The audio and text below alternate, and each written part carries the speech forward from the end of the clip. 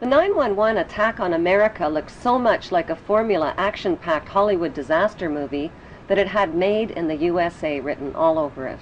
The only difference is it used real props and real people. It had terrorist villains, American firefighter heroes, fireball explosions, collapsing buildings, pedestrians chased by dust clouds, and it even had a God Bless America music score. Well-positioned cameras shot the action-packed drama from every conceivable angle. Just the picture of the helicopter landing and the president walking in, and then the 19 hijackers had been Saudi nationals. So in the terrible... He said that he didn't believe that Osama bin Laden... No one has blamed or accused him formally. That how many people worked in the building. The city is confirming that some 265 firefighters are believed. None of us will ever forget this day. People who knock these buildings down will hear all of it soon. America Remembers, Sunday, 83rd. The timing, the title, and the eerie advertisement for Harvey Weinstein's Lord of the Rings movie called The Two Towers was a prophetic and disturbing coincidence. Profits from the Two Towers movie were small change compared to the 9/11 reality disaster movie, which has become the world's top-grossing production of all time. The only thing missing are the 9/11 producer, writer, and director credits. But it doesn't take an Enron accountant to figure out who's cashing in. During the first week, the 9/11 producers made a spectacular fortune just on the stock market alone. How? By knowing in advance that the stocks in airline and insurance companies associated with the 9/11 crash would fall in value. Using that inside information, they made negative bets on the stock market called put options. Put options are bets that a certain stock will fall in value by a certain date.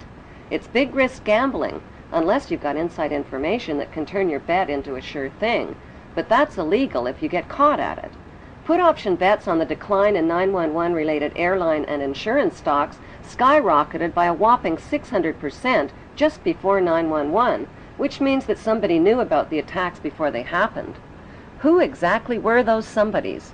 Merrill Lynch and HSBC, Morgan Stanley Dean Witter, the Bank of America, weapons manufacturer Raytheon, the Lehman Brothers, General Motors, Swiss Re, Munich Re, and AXA Re Insurance Company, which owns 25% of American Airlines.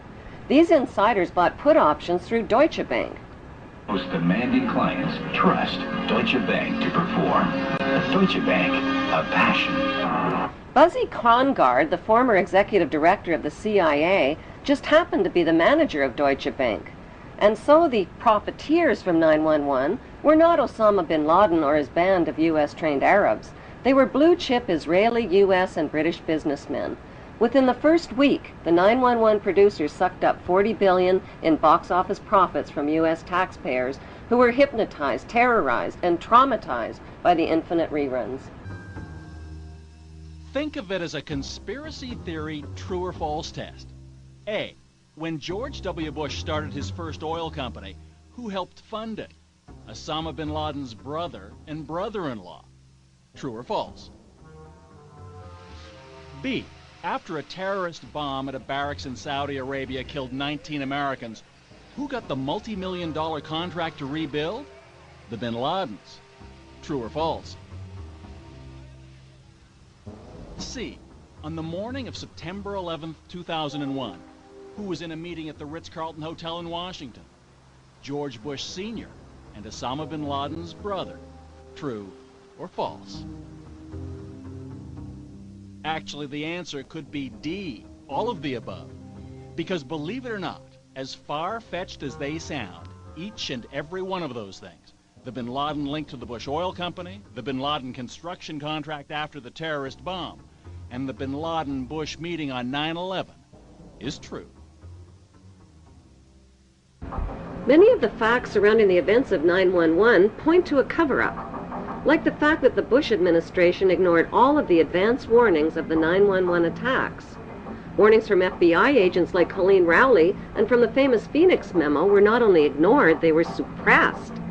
FBI Deputy Director John P. O'Neill quit his job when his investigation of Osama bin Laden was blocked.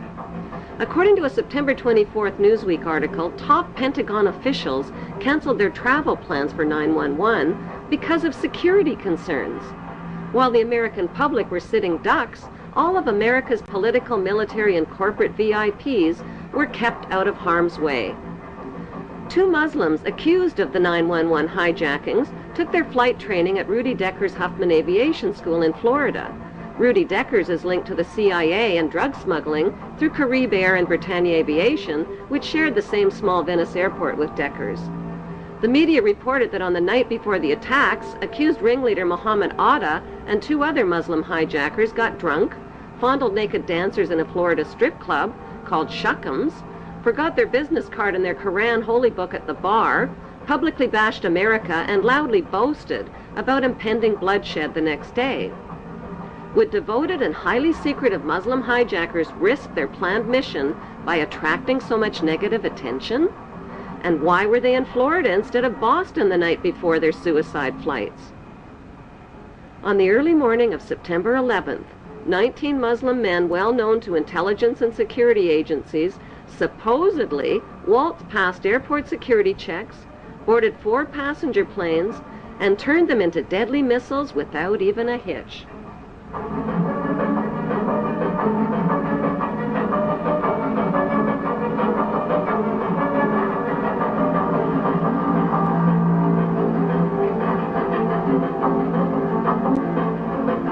By 8:13 a.m., flight controllers temporarily lost radar contact with American Airlines Flight 11 and reported a suspected hijacking. Even though Andrews Air Force Base is only 10 minutes from Washington, emergency response fighter jets took close to an hour instead of the typical 15 minutes to scramble and begin searching for the hijacked planes. By then, it was too late. President Bush already knew about the first Flight 11, which occurred at 8:46 a.m., when he sat down to chat with school kids at Booker Elementary School. It wasn't until 9:05 a.m. that he was notified that a second plane, Flight 175, had also crashed into the World Trade Center and that America was under attack.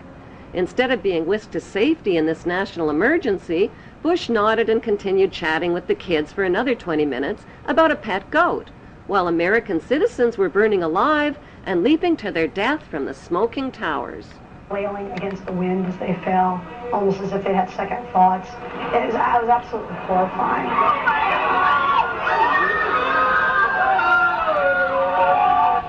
And you don't have to be a conspiracy theorist to wonder exactly what President George W. Bush knew about the attack, and when he knew it. According to the official White House version, it was at this moment in a Florida classroom that Bush learned the second plane had hit the World Trade Center and that the U.S. was under attack. But here's what George Bush himself said almost 3 months later when asked about September 11th. I was sitting outside the classroom waiting to go in, and I saw an airplane hit the tower of a TV. You know, the TV was obviously on, and I used to fly myself, and I said, well, there's one terrible pilot. And I said it must have been a horrible accident. But I was whisked off there. I didn't have much time to think about it. Now, wait a minute. George Bush was told about the second plane while he was inside the classroom. So you just heard him describe seeing the first plane crash on television that day. But that's impossible. No one saw the first plane crash on TV on September the 11th because the videotape of it didn't surface until the next day. At 9:55 a.m., President George W. Bush took off in Air Force One with no escort or protection from fighter jets and circled around for the next hour. Why was the president's plane airborne and unescorted for an entire hour while hijacked planes were roaming the skies? The inexperienced hijacker pilots who took only a simulated flying course reportedly flew the third hijacked plane, Flight 77, into a Top Gun 270-degree turn, bypassed the offices of the Joint Chiefs of Staff, and crashed into an insignificant part of the Pentagon that was under renovation. Emergency response Air Force fighter jets were finally airborne when a fourth hijacked plane, Flight 93, crashed into a field in Pennsylvania at 10:06 a.m. The media reported that passengers overpowered the hijackers, but nearby residents saw U.S. fighter jets overhead and gave eyewitness reports of debris falling from the sky. That debris was found 8 miles away, indicating that the plane had been shot down. Within hours of the 911 hijackings, a massive Blame the Muslims campaign was launched by CNN and the media and continues to this day. In less than 48 hours, the names and mugshots of 19 accused Muslims were flashed across TV screens. If government investigators knew nothing, how did they identify 19 Muslim men as the hijackers so fast